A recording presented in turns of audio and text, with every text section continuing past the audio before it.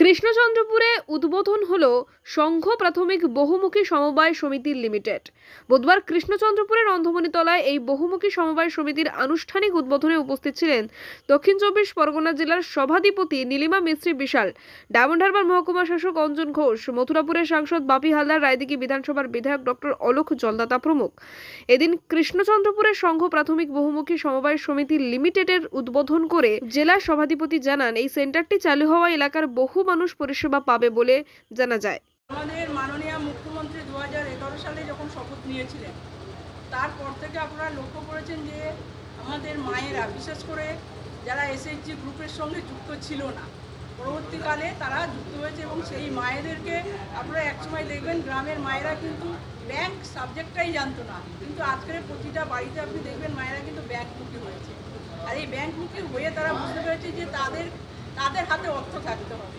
আর মাননীয় মুখ্যমন্ত্রী আমাদের সাংসদ অভিষেক ব্যানার্জি সেই পথটা তাদের দেখিয়ে দিয়েছে। আজকের কিন্তু প্রত্যেকটা গ্রুপে আপনি যদি দেখেন তাদের ক্রেডিট লিঙ্কেজ প্রায় 6 লাখ টাকা, কারো 10 লাখ টাকা। এই টাকা দিয়ে তারা কিন্তু স্বনির্ভরের লক্ষ্যে এগিয়ে চলছে। এই স্বনির্ভর অর্থাৎ তারা কিন্তু নিজেরা প্রোডাকশান করছে। কী করছে? তারা রঙিন মাছ চাষ করছে।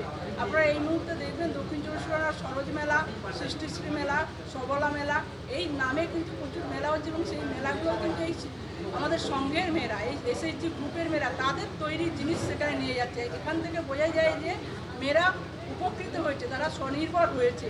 তাই আজ এই সংঘ তৈরি করে যে মেয়েরা এখনও পর্যন্ত পিছিয়ে আছে, উদাহরণস্বরূপ ওই মেলাগুলোকে দেখিয়ে তারা আগামী দিনে যাতে আরও বেশি করে তারা শুধুমাত্র চাকরির দিকে না তাকিয়ে থেকে ঘরের সন্তান, স্বামী, পরিবার সামলেও যে মেয়েরা স্বনির্ভর হতে পারে, ইনকাম করতে পারে, পরিবারের অর্থনৈতিক সাপোর্টার হতে পারে, সেটা কিন্তু আজকে তারা সম্ভব হয়েছে। সেটা মাননীয় মুখ্যমন্ত্রী এবং সাংসদ অভিষেক ব্যানার্জির জন্য। মথুরাপুর থেকে রাকেশ শেখের রিপোর্ট, ডিএন নিউজ বাংলা।